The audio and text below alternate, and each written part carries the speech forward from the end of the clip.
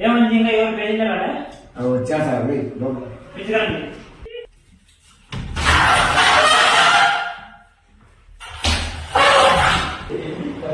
ఏమైంది జ్వరం వచ్చిందా? మందులు రాపించా వాడు ఒకటి 3 పూట్లు వేసుకో, ఒకటి ఉదయం రాత్రి వేసుకో. మా పరమేశ్వర తీసుకోపో. ఏమన్నారా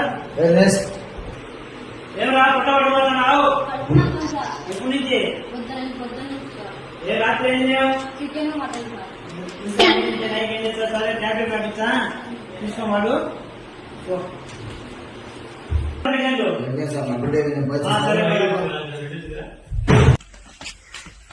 ఉండన్నా